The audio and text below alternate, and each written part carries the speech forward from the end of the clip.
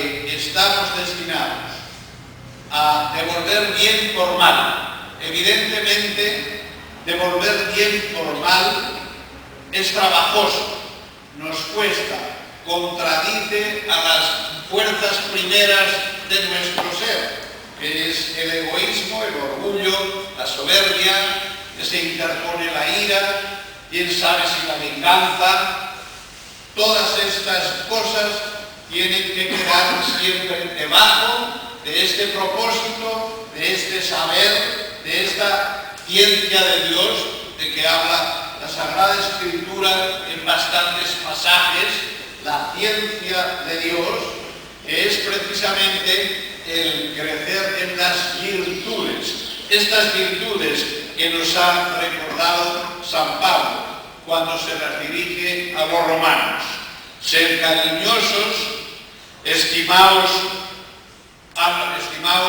mutuamente y a los demás más que a vosotros mismos, no seáis descuidados, manteneos fieles, vivos, fervorosos, ardientes y firmes en la tribulación. Nadie puede negar que pasamos las vicisitudes de la vida y no pocas de ellas son tribulación. Es decir, aquello que nos brota y nos duele en el cuerpo y en el alma. Eso significa tribulación. El hacernos una especie de estrujamiento físico y espiritual, y a veces se nos hace tan duro o difícil de resistir. Pues bien, manteneos firmes en la tribulación. Y podíamos seguir repasando este trozo de la epístola a los romanos. Bendecid, bendecid siempre, no maldigáis. Y así seréis hijos de vuestro Padre que está en el cielo. Pues bien, este programa solo se puede llevar desde la virtud. Y la virtud sabemos que es una fuerza. En el original, virtud significa fuerza y está traída de la palabra misma, en latín, del varón, tratando de identificar la fuerza física del varón para llevarla al campo espiritual de la fuerza espiritual para resistir firmes en la tribulación o en la adversidad o en la injusticia que fuera. Y ahí tenemos a Santa Rita como ejemplo viviente y actual de siempre de la virtud, como ella fue fiel, fue firme en la tribulación, y una tribulación tras otra. Y cuando parece que Dios se calla y cierra el cielo, otra de las expresiones frecuentes de la Biblia, parece que el cielo se cierra, y sin embargo la firmeza, la virtud, las virtudes de un santo, en este caso Santa Rita, son capaces de abrir excepcionalmente y milagrosamente el cielo. Las pruebas por las que fue pasando Santa Rita fueron muchas, ya en vida, diríamos, relativamente joven, cuando ya su mejor intención y su fervor interior le lleva a dedicar su vida a Dios, y las primeras respuestas y negativas las tiene que recibir de quien menos precisamente las esperaba. Llama a las puertas del convento y le tienen que decir que no, que hay problemas, que hay dificultades, que mejor que deje pasar el tiempo porque está muy afectada por el sufrimiento de su viudez, porque sus niños se quedan huérfanos de padre, etc. Y tiene que esperar y volver e insistir. Y así es como forzará a abrirse el cielo, y como sabemos, tendrá Dios que hacer un milagro para introducirla en el convento. con la ayuda del propio fundador de las religiosas, donde llamaba a la puerta, con San Agustín. Un buen día se encuentran las religiosas a esta mujer dentro del coro. Esa inspiración silenciosa que Dios a veces filtra en la mente y en el corazón y espíritu de muchas personas. Interpretaron que efectivamente era de la voluntad de Dios el admitir a Santa Rita en el convento. Pero no por eso le llega la paz a un santo. El santo tiene que ser purificado y pasar por estas tribulaciones que decimos, este frotamiento cruel en cuerpo y espíritu, precisamente para que su alma se haga más hermosa, para que la cercanía con Dios le dé mayor fortaleza y para que pueda disponer de los milagros del cielo. Y al fin y al cabo Santa Rita se ganó por mucho merecimiento el título popular de abogada de los imposibles. ¿Acaso muchas veces la piedad se ha dirigido solamente a Santa Rita por esta convicción de saber que hasta los casos más difíciles o imposibles era capaz Santa Rita de resolverlos? Y por eso ha acudido siempre el pueblo cristiano a Santa Rita. Y Santa Rita ha correspondido a la fe, pero naturalmente no puede ser o constituir la vida un constante milagro por la excepción. Tiene el cristiano que pasar por la tribulación, y el primero el santo. Es verdad que entra en el convento por milagro, pero no por eso se garantiza la vida tranquila. Le aparecerá en la frente la espina que conocemos, la llaga producida por una espina.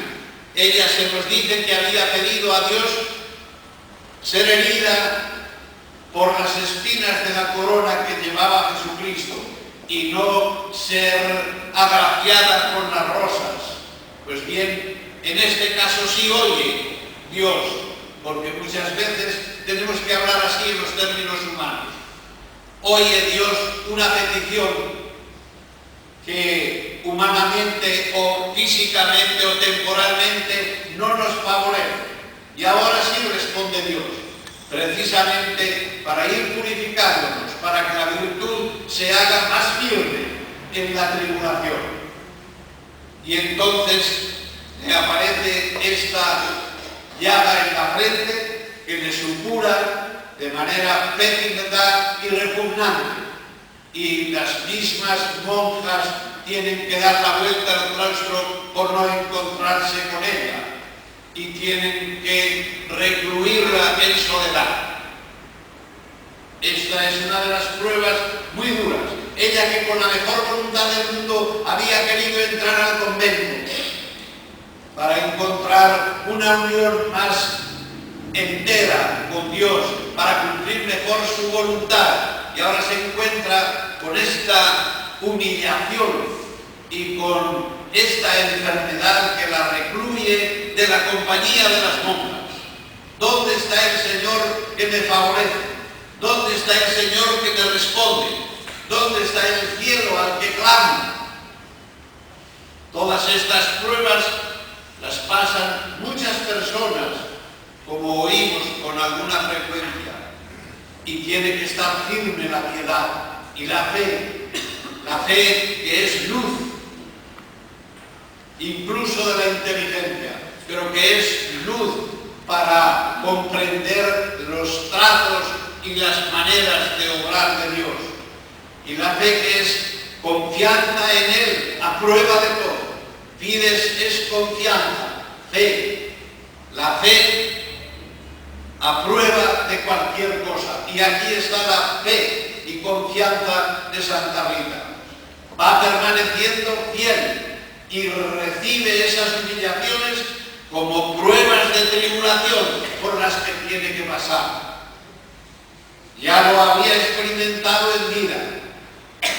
Antes de matarle al marido, que que si bien no había sido ejemplar y tan alerta, y un mal día o una mala noche le matan al marido, cuando ella misma ya estaba viendo ciertos frutos de conversión y hasta ciertos gestos de dulzura del que había sido tan duro y cruel y tan infiel contra Santa Rita. Y ahora que parecía que el matrimonio prometía paz, que ahora que vislumbraba una unidad con el esposo, ahora en una ocasión se lo matan traidoramente los enemigos en venganza.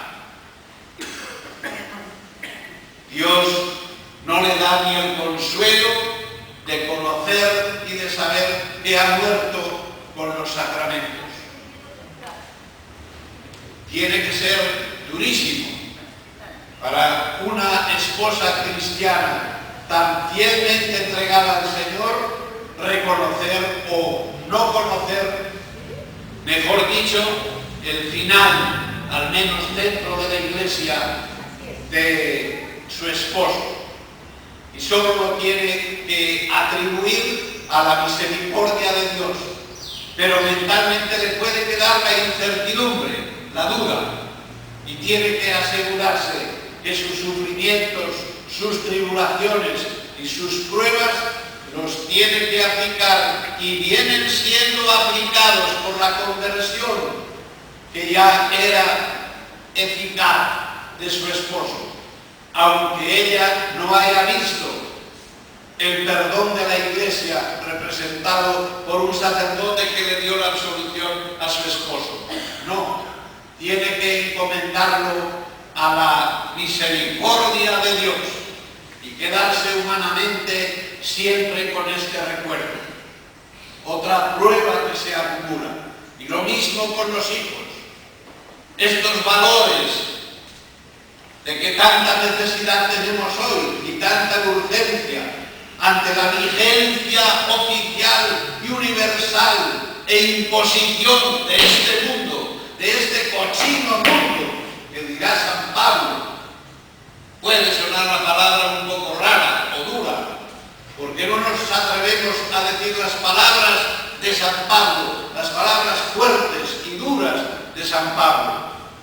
Entonces, ahora los antivalores son la vigencia y la imposición en el mundo. Santa Rita puso los valores espirituales de sus hijos antes que la vida física y pedía en estos u otros términos similares que antes los quería ver muertos a sus dos hijos sobre sus altas, sobre su banda, sobre sus rodillas, antes que manchados con el pecado de la venganza por asesinar a los asesinos de su padre. Y eso que entonces en aquella época y en aquel país, en Italia, era legítima la venganza. Y ella pasa por encima por virtudes, por fe, por fortaleza, por esperanza cristiana, por amor cristiano. Estos son los valores que construyen civilización, que hacen mundo nuevo, que crean dignidad en las personas, que hacen que por fin el hombre recupere aquella estatura y aquel destino para el que Dios había creado al hombre. Estos son los grandes gestores, los santos. Por eso la Iglesia los pone a través de todo el año en el calendario cristiano para que celebremos su vida, para que aprendamos como ejemplos vivientes todos aquellos consejos, enseñanzas y mandatos que tenemos escritos en el Evangelio. Es verdad que están todos realizados a la perfección en la persona de Jesucristo, pero también es verdad que no tenemos disculpa cuando los realizan los hombres que han pasado por las mismas dificultades y pruebas por las que podemos estar pasando nosotros. Decir que Jesucristo cumplió todas las virtudes a la perfección divinamente parecería que no nos consuela mucho, porque al fin y al cabo Dios es Dios, Jesucristo es Dios. Pero en los santos, estos que pasaron por estas tribulaciones, pruebas, injusticias, dificultades, cielo cerrado, silencios terribles, que parece que no contesta a Dios hasta llegar a hacer dudar a algunos de su existencia. Y sin embargo, perseveran en la fe, en la firmeza de la fe, en la entereza de la correspondencia con el Señor, en la esperanza teologal, que nada tiene que ver con la esperanza terrena de cualquier tipo que sea, la esperanza terrena que defrauda siempre, que estafa siempre, las esperanzas terrenas. La esperanza teologal es siempre esa fuerza que ya tiene en prenda en las manos una parte de lo que es ciertamente prometido y sabido y experimentado. Esa parte experimentada es la que da la fuerza y la seguridad a esa esperanza teologal que llevó a cabo Santa Rita en su vida, hasta el heroísmo. Por eso no es de extrañar que al final hasta los detalles, en los detalles se vuelva Dios hacia ella. Las rosas de Santa Rita son ese detalle de Dios, de acertar y a hacerla también de profetisa y de vidente y de santa, que es capaz de cambiar los tiempos de la naturaleza. Ir a por unas rosas al jardín, y el jardín estaba nevado.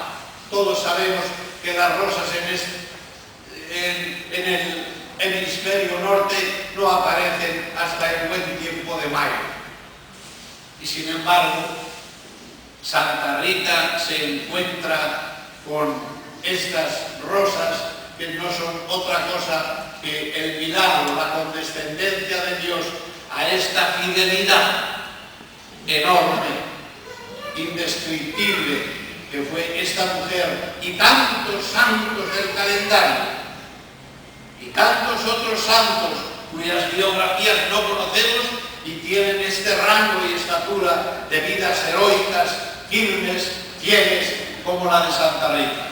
Que ello nos sirva a nosotros de ánimo, de ejemplo, de alimento de esperanza cristiana, de permanencia y fidelidad en la fe, y esperar que el Señor obre. Y Él es capaz de obrar siempre por milagros.